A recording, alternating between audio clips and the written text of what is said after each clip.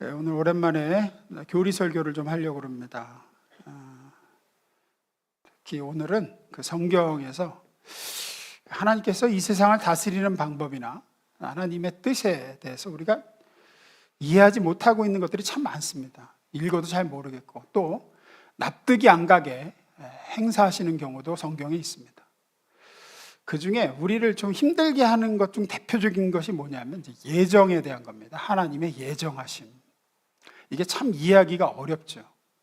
그래서 오늘은 소위 예정의 교리, 하나님의 예정하심에 대해서 한번 정리를 하는 시간을 좀 가졌으면 합니다. 전에도 몇 번 정리를 했는데요. 오늘 아마 조금 다른 차원에서 좀 접근을 해보려고 그래요. 두 가지로 나눠보겠습니다. 첫 번째, 읽습니다. 시작.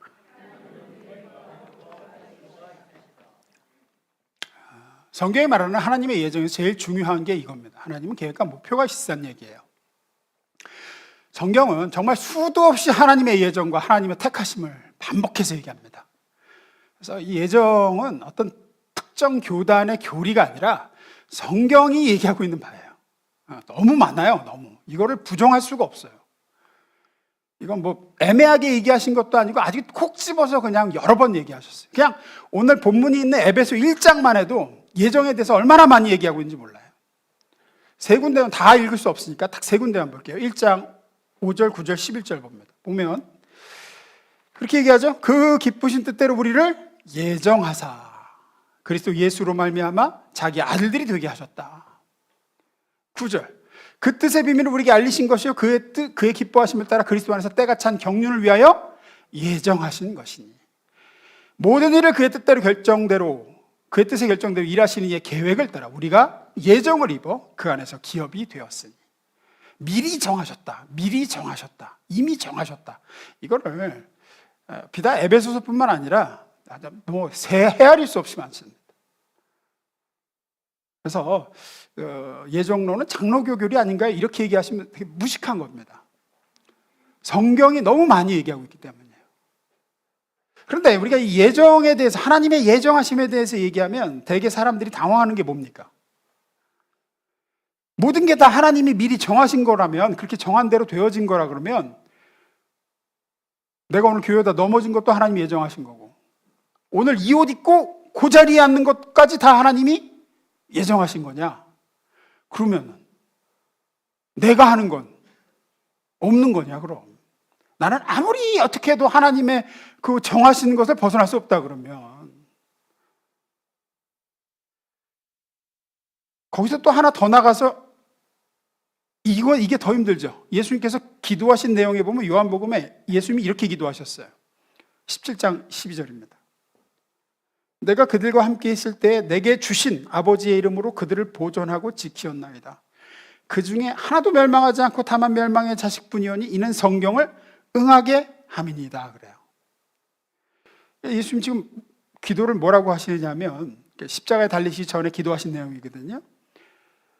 아버지께서 내게 주신 자 중에 하나도 잃어버리지 않고 잃어버린 것 같이 보이는 놈이 하나 있는데 그 놈은 본래 멸망의 자식이기 때문입니다. 그렇게 멸망의 자식이 잃어버리게 된 거는 성경의 그 말씀이 이루어지게 하려고 그렇게 된 겁니다. 이런 얘기를 하세요. 여기서 잃어버린 자는 멸망의 자식은 누굴 가리키는 것 같으세요? 누구? 가룟 유다. 가룟 유다.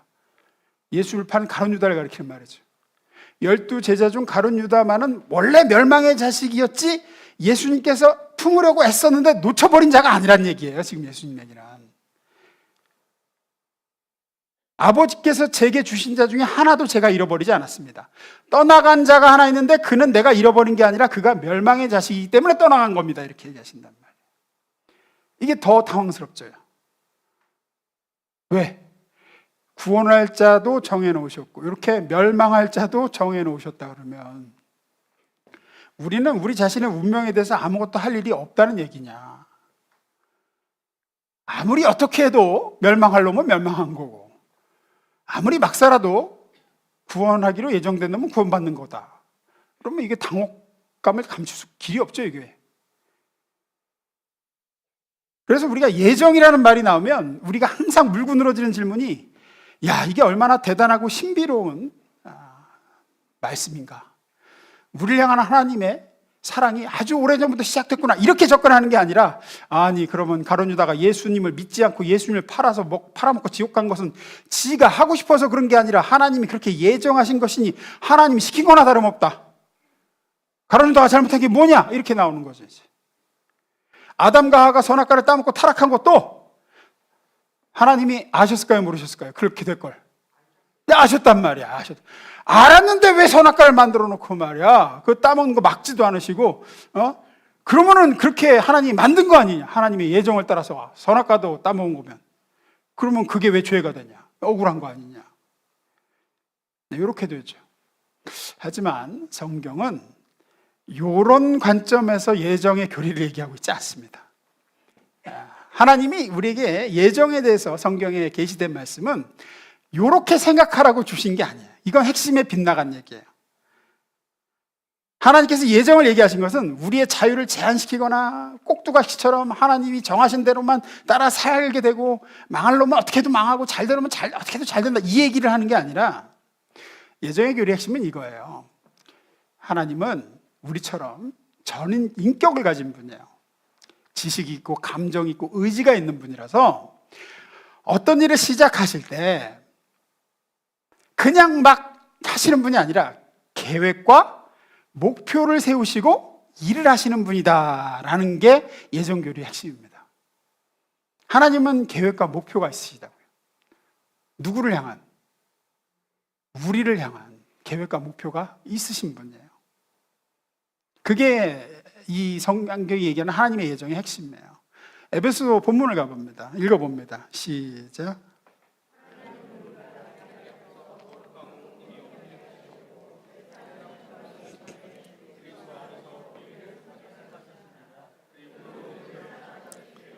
하나님은 예수 그리스도를 통하여 그분의 기뻐하시는 뜻을 따라 우리를 자기 자녀로 예정하셨습니다. 자, 여기서는 하나님의 계획과 목표가 나오죠. 창조 전에 하나님은 이런 계획과 목표를 우리를 향해 가지셨습니다. 그래요. 그게 뭐죠?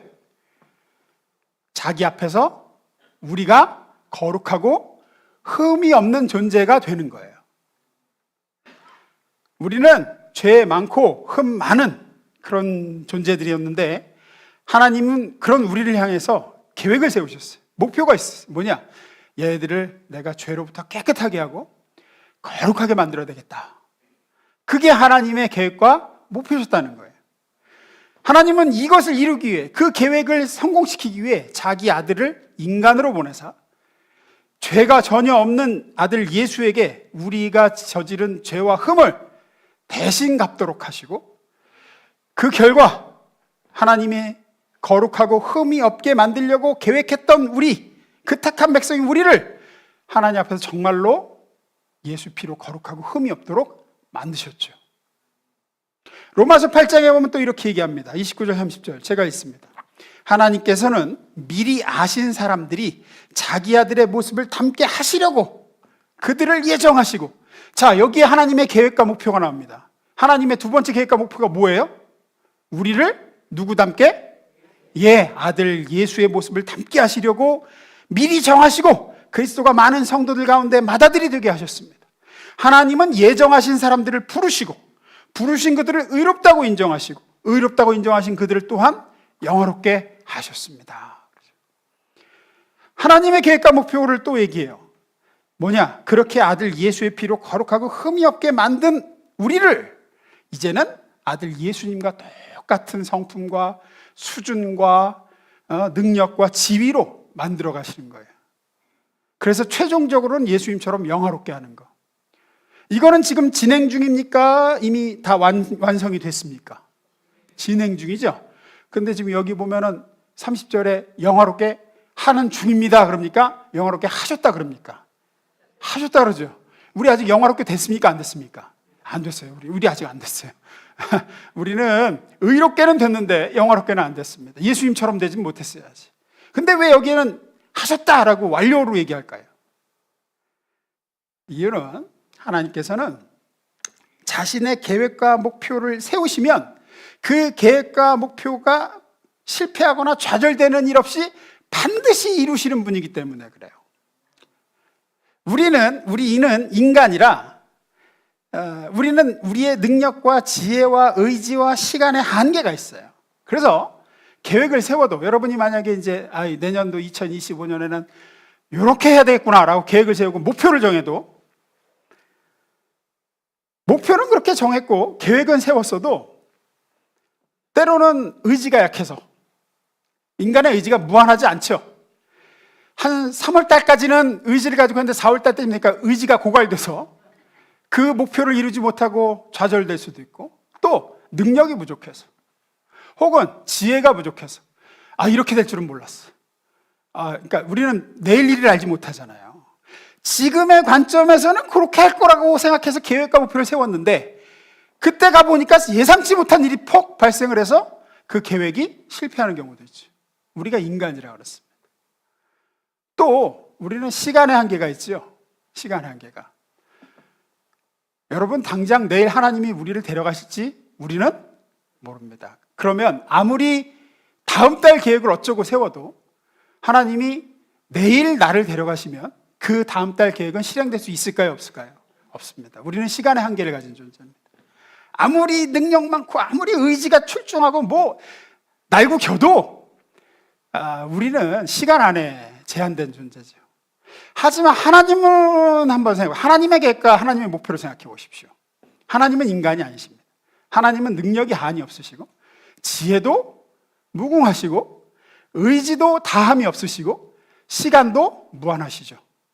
그런 하나님이 세운 계획이 인간의 계획처럼 좌절되거나 하나님이 세우신 목표가 인간이 세운 목표처럼 실패할 수 있을까요? 없을까요? 없습니다. 하나님은 이미 모든 걸 알고 계획을 수립하십니다. 하나님은 그 계획을 실행하실 수 있는 능력이 무한하십니다. 시간도 제약받지 않으십니다. 하나님은 의지가 다할 일이 없으십니다. 그래서 우리는 우리의 계획이 포기되기도 하고 좌절되기도 하고 미완으로 끝나기도 하지만 하나님은 하나님이시기 때문에 하나님이 세우신 계획과 뜻과 목표는 절대로 포기되거나 좌절되지 않죠. 그래서 길게도 설명했다. 다시 좀 적고 띄워주세요. 그래서 영화롭게 하셨습니다라고 얘기할 수 있는 거예요. 하나님의 계획은 우리를 향하신 예정하신과 우리를 향하신 뜻과 목표와 계획은 절대로 실패되지 않습니다. 전능자 하나님은 이것이 예정교리의 핵심이에요.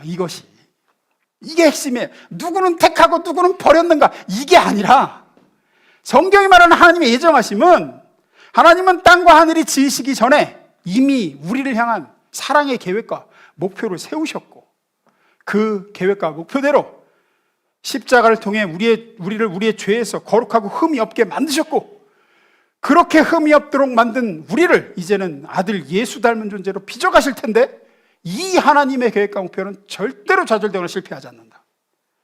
이게 성경이 우리에게 전하고자 하는 예정의 교리의 중심 메시지입니다.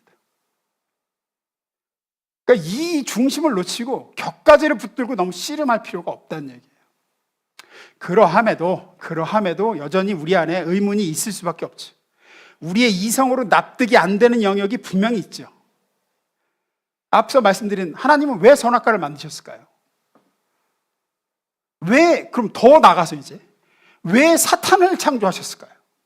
사탄도 피조물이잖아요. 사탄이 본래부터 자존하는 존재는 아닐 거 아니에요.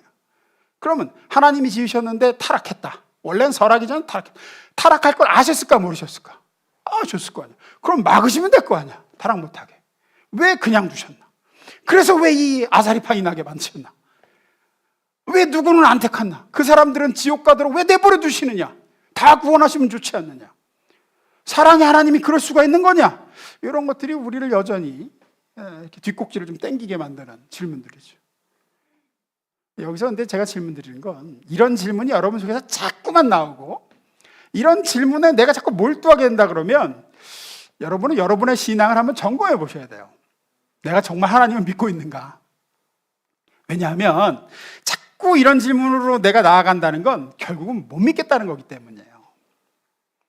이거 우리가 알 수 있는 대답이 나올 수 없는 질문이거든요. 천지창조 이전에 하나님 뭐하고 계셨냐 이런 거하고 똑같은 거예요. 칼빈이 그런 얘기했죠.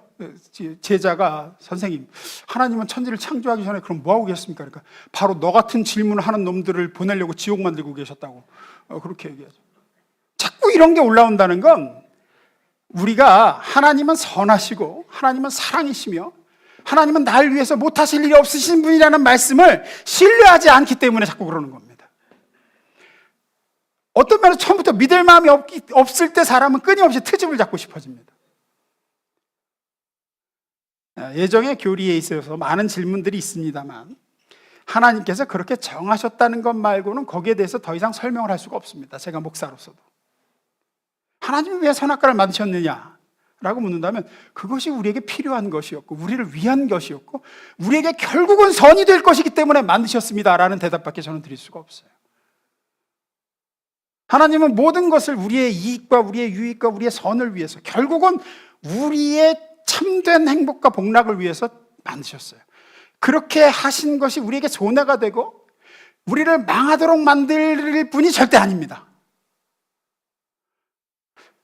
목사님, 그게 어떻게 그런 거로만 말이 되고 다 퉁쳐버릴 수 있는 겁니까? 예, 물론 이해는 안 되죠. 저도 다 이해하는 게 아닙니다.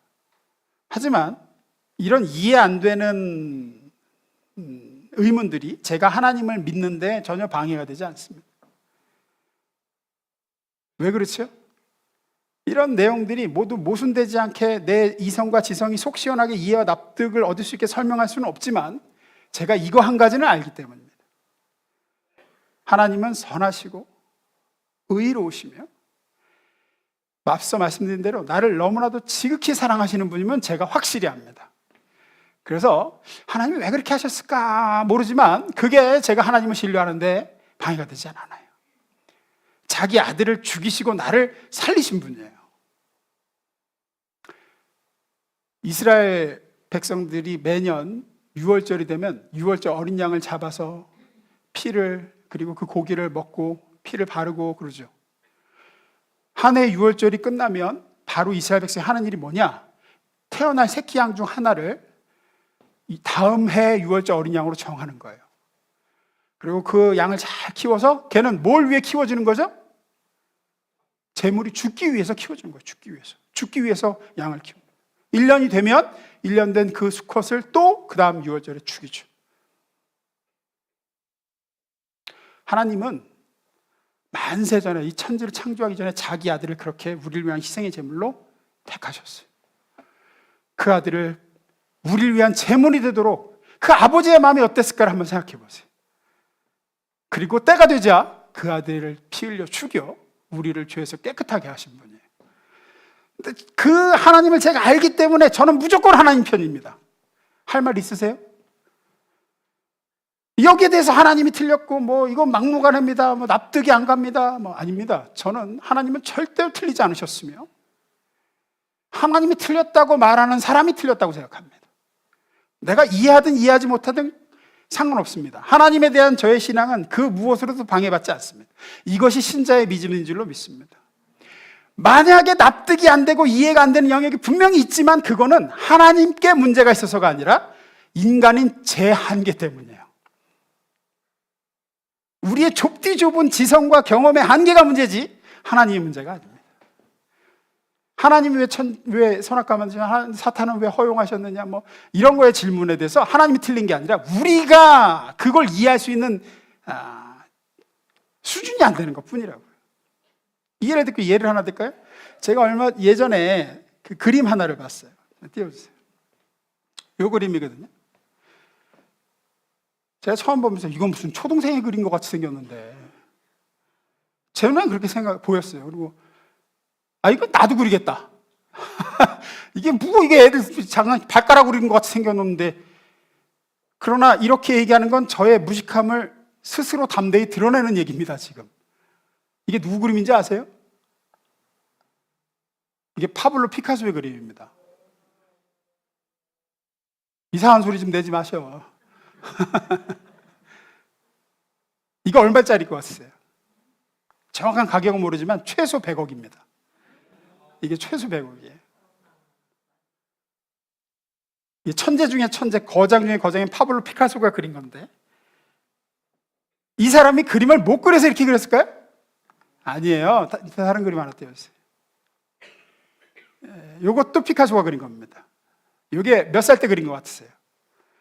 16살 때 그린 겁니다. 자기 어머니를 그린 거예요. 충분히 이렇게 그릴 수 있는 사람인데, 다시 앞에 이렇게 그렸단 말이에요. 이게 이렇게 이거보다 훨씬 잘 그릴 수 있는 수준을 넘어선 다음에 이 사람은 사물을 재구성하고 자신만의 방법으로 재해석해서 이제 묘사를 한 거란 말이에요. 근데 우리는 눈이 없죠. 이제 저 색감이라든지 뭐야 저게, 애들 장난도 아니고 낙서해 놓은 것도 아니고 저게 뭐야. 근데 저게 100억이란 말이에요, 이게. 그러면 이 그림을 못 알아보는 제 눈이 문제입니까? 이 그림을 그린 피카소가 문제입니까? 제 눈이 문제입니다. 저는 이 그림의 가치를 알아볼 제 미술적 소양의 한계가 있어요. 안 돼요, 저는. 뭘 표현하려는 건지도 모르겠어요. 제가 문제예요. 제 한계이기 때문이에요. 아는 사람이 보면 탐복을 하는 그림이죠. 네, 마찬가지입니다. 내가 이해되지 않고 내가 납득이 안 간다고 해서 하나님이 왜 이렇게 하셨는지 함부로 판단하고 성급하게 결론을 내릴 수 없는 하나님의 모습과 일들이 성경에 굉장히 많이 있습니다. 우리의 좁은 서경과 지성과 이성의 한계 때문이지 하나님이 잘못하시는 게 아니에요. 하나님은 문제가 없으세요. 문제가 우리죠. 우리 하다못해 어릴 때 이해 안 가던 게, 어릴 때 도무지 이해 안 가던 게 커가면서 납득이 되고 이해가는 게 얼마나 많습니까? 어릴 때는 우리 지성의 한계 때문에 그렇죠. 하다못해 저는 지구가 둥글다는 것도 도무지 어릴 때 이해가 안 됐어요. 여기 사는 사람은 어떻게 해? 지금은 다 이해해요. 마찬가지입니다. 우리가 주님 앞에 서게 될 때는 다 이해될 거라고 성경은 얘기하죠. 고린도전서 13장 12절입니다. 읽습니다. 시작.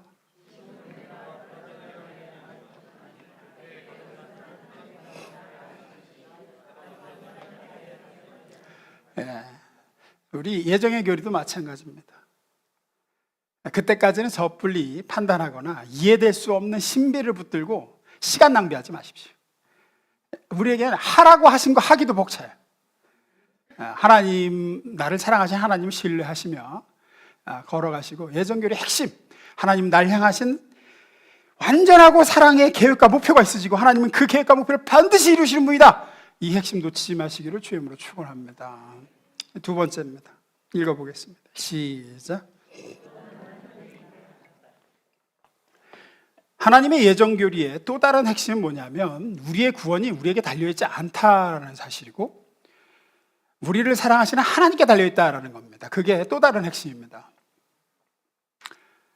누구를 택하고 누구는 버렸나, 이것의 핵심이 있는 게 아니라 내 구원은 하나님께서 시작하셨고 하나님께서 완성하실 것이기에 하나님의 손에 달려있다. 바울은 에베소 교회의 신자들을 향해서 오늘 본문에 보면 이렇게 얘기합니다. 4절 5절 봅니다. 제가 읽겠습니다. 만일 하나님은 우리가 자기 앞에서 거룩하고 흠이 없게 하시려고 세상을 창조하시기 전에 그리스도 안에서 우리를 선택하셨습니다. 그리고 우리를 사랑하셨기 때문에 하나님은 예수 그리스도를 통하여 그분의 기뻐하시는 뜻을 따라 우리를 자기 자녀로 예정하셨습니다.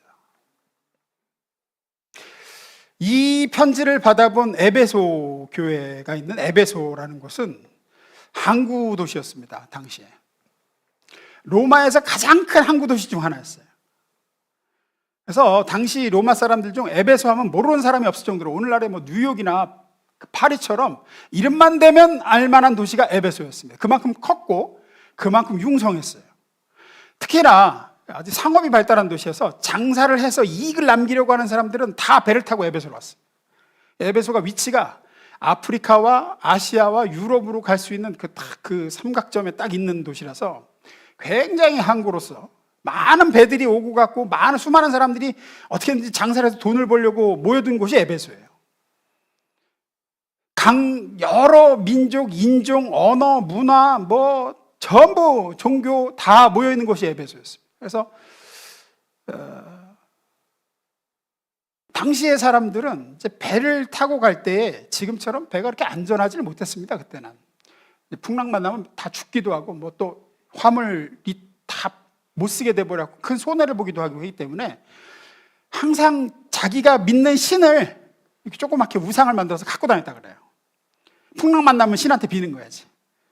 야, 또 이번 장사 잘 되게 해주십시오 빌고 우리나라 사람도 고사 지내듯이. 그래서 에베소에는 다른 지역에 비해 신이 굉장히 많았다 그럽니다. 신전도 되게 다양했어요. 여러 인종들이 섞여 있다 보니까 자기 인종들이 섬기는 신들의 신전을 에베소에서 지어놓은 거죠. 고고학 발굴에 의하면 당시 에베소 시장에는 특별히 우상만 파는 시장도 있었대요. 각 민족들이 섬기는 우상들이 다 모아놔서 자 사세요. 요건 얼마 요건 얼마 이렇게 이제 우상들만 팔아요. 다양한 형형색색의 신들이 진열되어 있었다 그러죠. 그러니까 사도 바울 당시에 에베소의 시장에 가면 우상을 파는 가게들에서 우상을 사는 거예요. 그러면 이제 질문 드립니다. 이 시장에서는 누가 누구를 선택합니까? 사람이 신을 선택합니까? 신이 사람을 선택합니까? 사람이 신을 선택합니다. 에베소에서는 사람이 신을 선택했어요. 신이 사람을 선택하는 게 아니라 사람이 신을 선택합니다. 자기 소원에 따라서 전쟁에 싸움터에 나가기 전에는 전쟁의 신, 연애를 하려고 싶으면 사랑의 신, 장사를 하고 싶으면 재물의 신 해갖고 자기가 신을 선택해서 이거 얼마예요? 그래서 그 신을 믿고 이제 거기다 빈단 말이에요. 근데 바울은 이제 에베소 사람들이 가지고 있던 이 상식을 뒤집어 엎는 얘기를 하는 거죠. 시장에 나가서 사람이 신을 선택하던 사람에게 바울이 성도들에게 에베소 교인들에게 아니다. 너희가 하나님을 선택하는 게 아니야. 당시 에베소 사람들은 교인들은 여러 신들 중에 내가 하나님을 믿기로 선택했다고 생각했어요. 나 바울이 아니다라고 얘기하면 이렇게 얘기하죠. 1장 4절입니다. 읽습니다. 시작.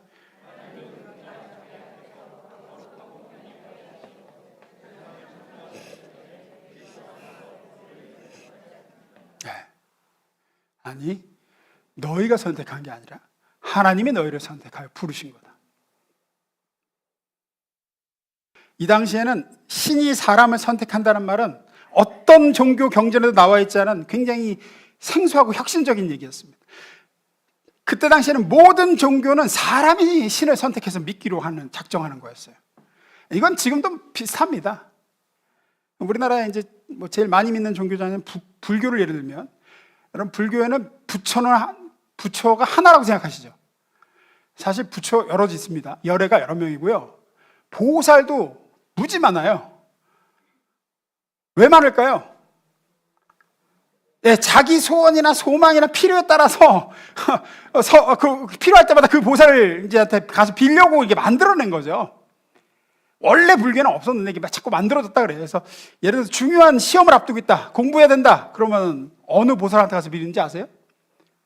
그럼 문수보살, 그 지혜를 맡은 보살입니다. 문수보살. 병들어 몸이 아플 때는 약사보살, 아세요? 약사보살? 약사보살, 중생의 질병을 고쳐주는 보살이래.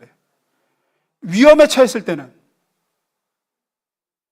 그때 이제 자주 듣는 관세음보살한테 가는 거예요. 관세음보살이 1000개의 손과 그 1000개의 눈이 있어서 중생을 구제하는데, 그 법화결항경이라는 불교 경전에 보면 내 이름을 3번 부르면 즉시 내가 333가지의 모습으로 변해서 가서 구해주겠다, 이런 게 있대요. 그래서 이렇게 나무아미 타고 관세음보살을 하는 거예요. 중생을 구해주는 보살이라. 전부 다 사람이 신을 선택해요. 내 필요에 의해서. 그러나 성경은, 사도 바울은, 어머니 환장하겠네 진짜.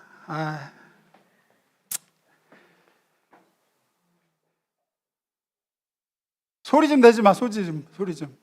되게 거슬려 아주.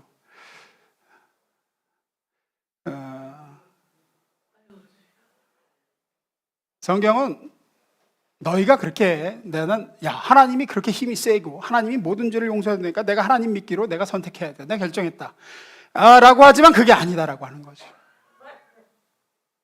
하나님이 너희를 선택하셨다. 이게 왜 중요하냐면, 사람이 신을 선택한다고 했을 때 그 선택은 선택한 그 사람의 마음이 바뀌면 언제든지 변할 수도 있고 언제든지 되살아줄 수도 있는 거예요. 내가 선택하고 내가 그 신을 믿기로 결정했기에 내 선택한 마음이 변하는 순간 그 믿음이라는 건 그냥 끝나는 거예요. 근데 인간은 그 마음이 늘 변하는 존재죠. 인간의 의지는 금세 바닥나는 존재입니다. 예를 들어서 결혼이 그렇죠. 여러분, 결혼은 내가 상대를 선택했다고 생각하죠. 결혼이 언제 끝장납니까? 내 마음이 변하는 순간 끝이죠. 어떻게 보면 내 마음이 변하면 끝이에요. 왜냐하면 내가 선택했거든요. 하지만 우리의 구원은 내가 하나님을 선택해서가 아니라 하나님이 너를 선택해서 시작된 거라고 얘기를 해요. 그런데 그 하나님은 인간처럼 마음이 변하시거나 의지가 고갈되거나 왔다 갔다 하시는 분이 아니야. 여기에 우리의 구원의 든든함이 있는 줄로 믿습니다.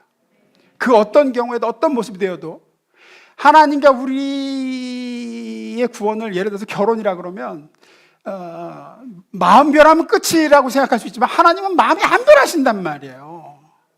내가 어떻게 타락하고 하나님을 등져서 무슨 세상 끝까지 하나님을 피해 도망갔다 하더라도, 아무리 타락한다 할지라도 그 타락한 자리까지 끝끝내 나를 찾아오사 붙들어 구원해 주실 분이란 얘기죠. 그게 선택의 교리입니다.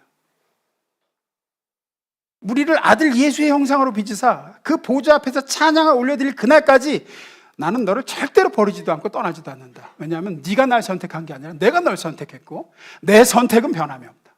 나는 변하는 존재가 아니다. 이것이 예정교리의 또 다른 핵심입니다. 그래서 구원은 우리 손에 달린 게 아닙니다. 여러분의 결단에 달려있는 게 아닙니다. 내가 믿은 것 같지요? 아닙니다.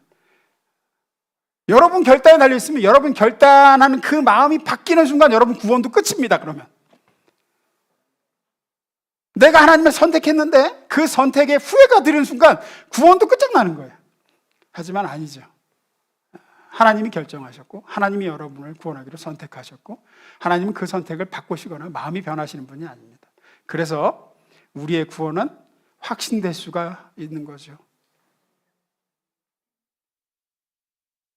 앞서 말씀드렸듯이 우리는 계획을 세우고 목표를 정해도 얼마든지 그 계획에 실패할 수 있고 목표는 좌절될 수 있습니다. 나의 구원이 내 계획과 목표에서 나온 것이라면 어떻게 나의 구원이 완성될 걸 믿을 수 있겠습니까? 내 그 변덕스러운 내 마음과 결단에 근거한다면 어떻게 이 구원이 끝까지 갈 것을 우리가 신뢰할 수 있겠습니까? 그러나 다행스럽게도 내 구원은 내 손에 달려있지 않고 내 결단에 의한 것이 아니고 내 결정에 의한 것이 아니라 하나님의 결정에 의한 것이고 하나님의 선택에 의한 것입니다. 하나님의 계획은 실패할 수 없습니다. 계시록 7장 9절 10절에 그래서 이렇게 얘기하죠. 이 모습은 천국에서 모든 성도들이 하나님 앞에 찬양을 올려드리는 모습입니다. 새하늘과 새 땅이죠. 읽습니다. 제가